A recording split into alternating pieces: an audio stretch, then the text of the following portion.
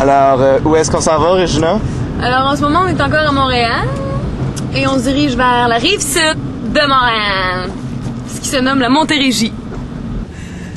Bonjour et bienvenue à bord de notre Chevrolet bleu, où aujourd'hui, Regina et moi, nous allons explorer la Montérégie.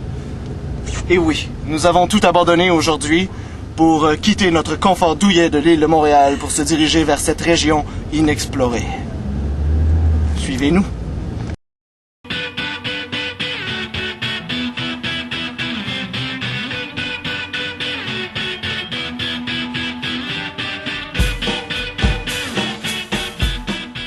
La Montérégie est une région d'environ 11 800 km² où plus de 1 300 000 habitants y vivent, ce qui en fait la deuxième région la plus peuplée après la métropolitaine. Elle se situe au sud du Québec et délimitée par la frontière ontarienne, américaine, le fleuve Saint-Laurent et les cantons de l'Est. On divise la région en 4 secteurs, soit la rive sud, le Suroît, le Richelieu et la Montérégie-Est. Nous vous invitons donc à nous suivre lors de nos découvertes dans la région. Et notre premier arrêt se situe tout juste à la sortie du pont Champlain.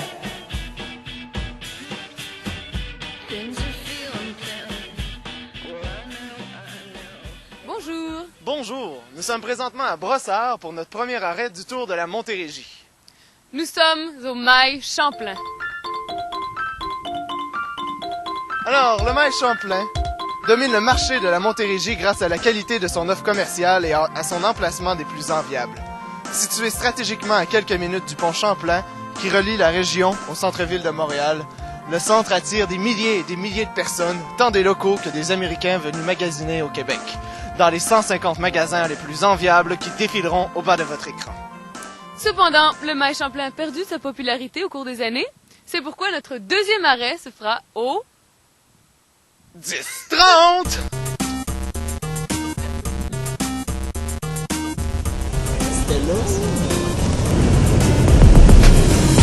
Alors, la Montérégie possède plusieurs kilomètres d'autoroute et nous sommes perdus. Plus jamais nous ne retrouverons notre chemin!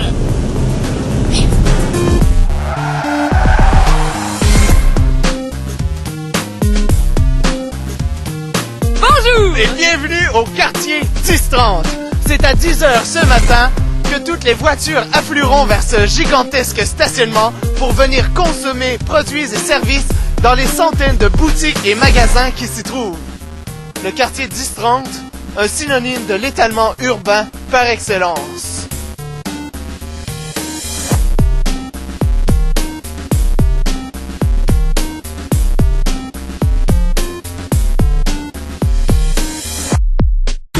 Et maintenant, dirigeons-nous vers un endroit plus intéressant que des magasins.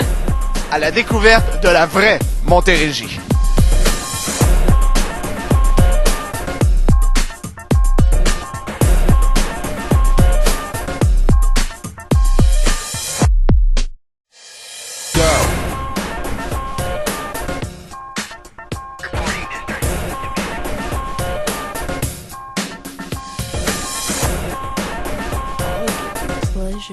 Ces petites cabanes de pêcheurs parsèment le paysage de la Montérégie.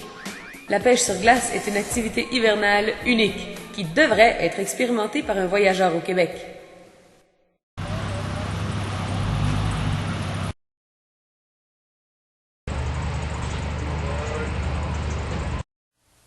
Nous sommes maintenant près de la centrale hydroélectrique de Beauharnois, une des plus grosses du monde. Elle mesure près d'1 kilomètre et possède 36 turbines alternateurs. Elle a été construite en 1929, mais sa construction a été échelonnée sur plusieurs années. La centrale hydroélectrique de Beauharnois distribue son électricité à travers tout le Québec, mais aussi aux États-Unis. On peut même y faire des visites guidées gratuites où on peut visiter la salle des turbines et la salle de contrôle. Très intéressant pour tous les visiteurs.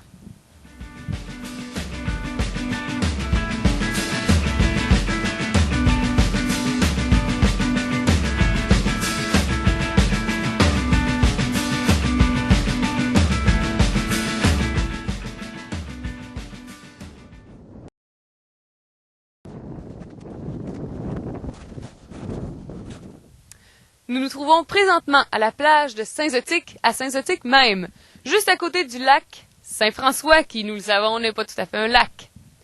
Ici, pendant l'été, des milliers de gens se regroupent. C'est un très beau lieu de détente, de repos, d'amusement pour tous les âges, toutes les ethnies. Et suivez-nous, on vous emmène faire un petit tour à vol d'oiseau vers un site qui regroupe plusieurs sites historiques de la région.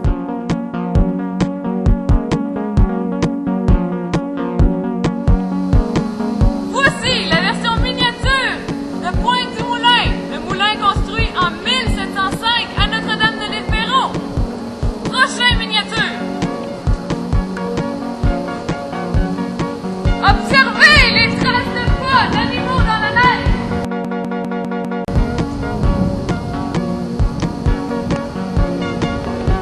Nous voici à la pyramide de la biomasse. Celle-ci produit de l'énergie solaire.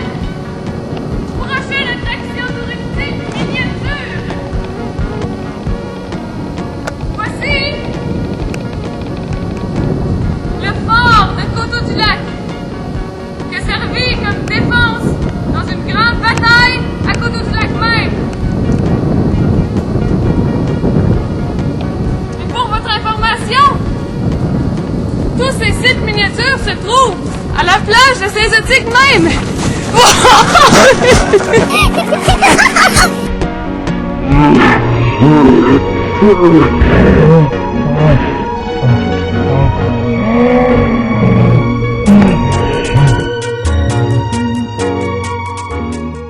Plongez dans la vie quotidienne traditionnelle du 18e siècle au parc historique de la Pointe-du-Moulin. Visitez le moulin à vent, la maison du meunier, le centre d'interprétation, les expositions interactives et profitez des animations la fin de semaine pour la modique somme de 4 $ par personne. Plutôt que de visiter une pyramide aux allures louches, allez vous initier à la vie iroquoise sur la réserve Mohawk de Kanawake, aux 5 nations, site iroquois. Participez aux rituels de danse traditionnelle. Apprenez les légendes et traditions iroquoises et visitez la Maison Longue et la boutique d'artisanat autochtone. Visite guidée pour 10 $. Vestige du premier canal à écluse au Canada et d'une authentique fortification britannique, le lieu historique national du Canada de Coteau-du-Lac sera vous transporter au 19e siècle. Des visites guidées et des animations thématiques ont lieu dans le vaste jardin archéologique et autour des animations thématiques. Seulement 10 $ pour toute la famille.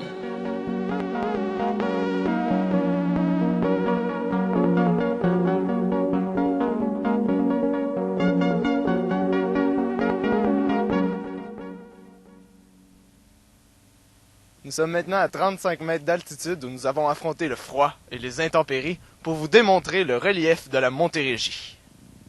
Et comme vous voyez, c'est plat. Le relief peu accidenté de la Montérégie est composé de plaines fertiles, faisant partie des basses terres du Saint-Laurent.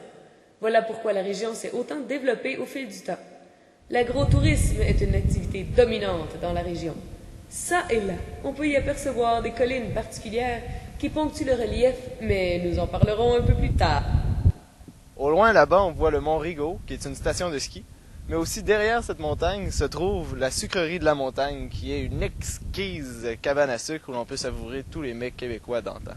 En plus de sa cabane à sucre, la sucrerie vous offre la possibilité de séjourner en plein bois, au sommet du mont Rigaud, dans de petites maisonnettes à partir de 75 $ par personne.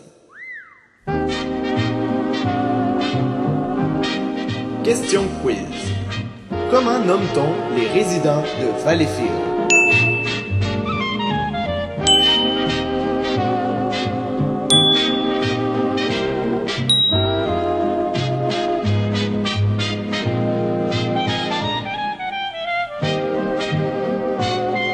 Réponse un peu plus tard.